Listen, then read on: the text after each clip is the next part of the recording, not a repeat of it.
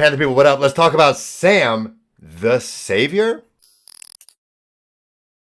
When I watch Panthers Bulls with Phil Perkins before I get started, happy Thanksgiving to all of you. I like 93% of my viewers are from the States. About 50% of you are from the Charlotte and North and South Carolina area. So shout out to all of you. Hope all your families are doing safe and well. You're all still feeling so well fed from all the leftovers from that turkey, the booze, the whiskey. And of course, if you did what I did over Friendsgiving for me, which was last week, that sweet potato with marshmallows and pecans, god damn, that was amazing. The Carolina Panthers defense had third to maybe a fourth plate against the Denver Broncos defense. Panthers win their third straight home game. It sounds weird, right? But the Panthers have won their third straight home game against the Denver Broncos. Their first win outside of the division. Of course, Cam Newton couldn't defeat the Denver Broncos when he had to, but Sam Darnold did. Brian Burns was an absolute menace during this game. Let's take a look at his stats. I already know he had that dope sack. His chest didn't even hit the ground when he sacked Russell.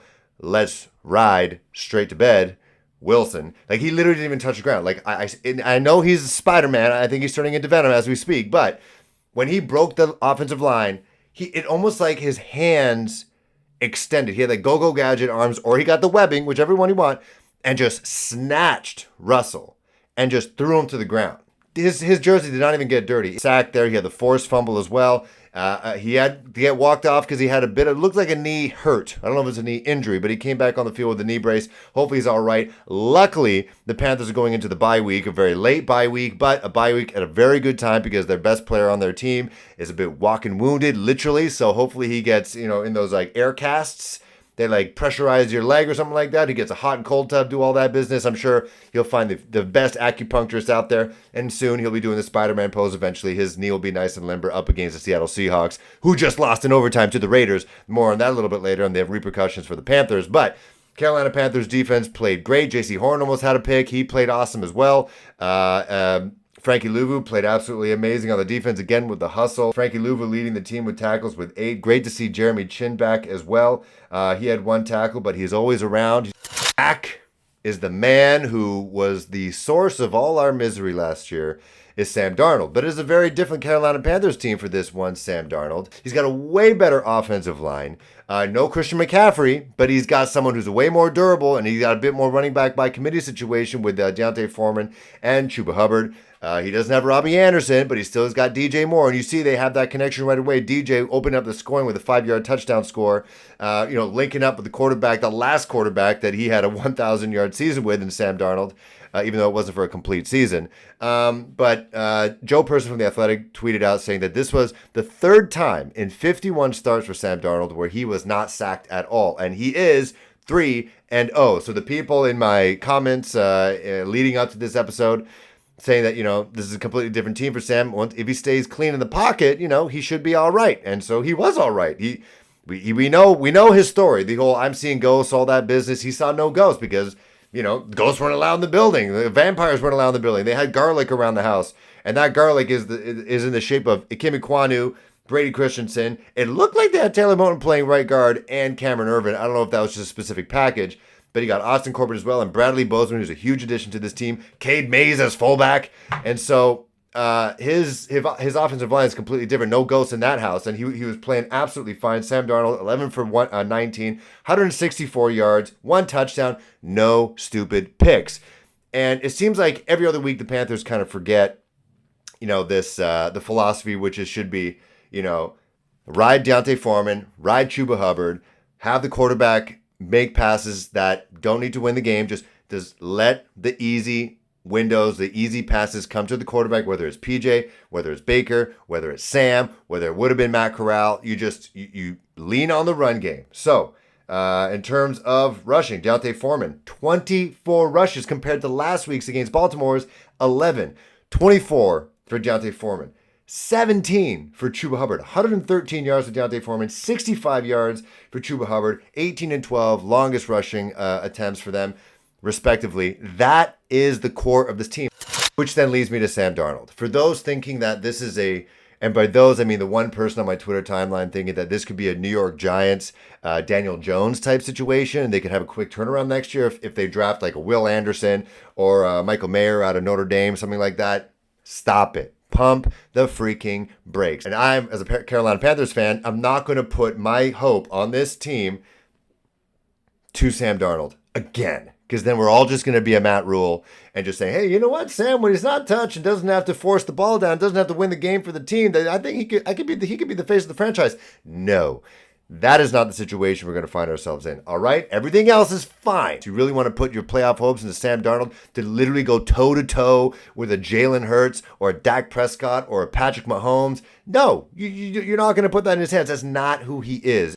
Right now, the Panthers are picking 6th overall, which isn't that bad because the Raiders won. And so they beat the Seahawks in overtime. So right now, the Panthers are picking in the top 6. But with the top 6, you're not getting Bryce Young. He's going to the Texans according to this mock draft. Will Anderson going to the Chicago Bears. And then you got C.J. Stroud going to the Lions because they're picking up the Rams pick. They suck. And then you don't really get a quarterback until number 6 because then you got the Pittsburgh Steelers who are picking up an offensive tackle to protect Kenny Pickett. And then you got the Panthers picking 6th overall in Will Levis. Now, this is not a team-specific type situation. I think they just kind of fill in the blanks. I don't think they're actually doing any scouting right now. But when you come to that situation, you get a quarterback that's a bit more toolsy, like a Will Levis, or if you watch this weekend, Anthony Richardson. While he does have his hits and misses, the guy could be coachable, and he's getting better every single week. And especially if you put him in a good situation, because the Panthers is definitely a better situation holistically than the Texans, than the Chicago Bears, than the Detroit Lions. Well, Detroit Lions is actually a pretty good situation. So if you're C.J. Stroud, I think C.J. Stroud actually do quite well with the Detroit Lions. With the Carolina Panthers, I think holistically, as we're seeing here on the field, mind you, against a crappy Denver Broncos team, you have a very solid defense. You have the foundation of an offense that could be built on, but that foundation is built on the offensive line. So if your rookie quarterback does the best thing you can have right now, and I always harken back to this interview during Move the Sticks, the best thing for a quarterback, a rookie quarterback, is a clean middle of the pocket. Because then he can shoot it down the middle, whether it's to a tight end, to an easy right down the middle type passes. You have no one in their face. And so if you got a guy like Bradley Bozeman, who I hope they extend, and then you got Austin Corbett and Brady Christensen, keeping those people out of the quarterback's face, especially, and I'll just give you my hypothesis here, if you have a shorter quarterback, then it's a little bit easier for them to succeed early. I'm not upset about the situation that they're in draft-wise. I would be upset if they were somehow getting too high on themselves off of this win. Maybe if they string along a couple other wins down the line, against the Lions, against the Steelers, maybe against the Seahawks. I don't know. That they believe that Sam's the man. I don't think Sam's the man because he is just kind of following the system and he is succeeding, by default with the system. It's not because of Sam, okay? We're not winning because of Sam right now. And if you really want a quarterback that elevates, and I said this on Twitter, you're either a tractor or a trailer. Truck or trailer, whichever one you want. Are you a truck, meaning you carry the team, or you're a trailer, you get carried by the team? Today, and throughout his career, if he wants to be successful, Sam is the trailer. He gets carried by the team. Baker Mayfield is a trailer who thinks he's a truck. He thinks he can carry the team. He can't. And so you need someone who can carry the team. And I think that's going to happen maybe in this draft. It's all about numbers, right? It's all about measurements, physicals, verts, 40s, girth, body fat percentage, flexibility, all that jazz. Then you got the pro days. We all remember Zach Wilson's pro day, and everyone blew their load over what Zach Wilson was doing against absolutely nobody.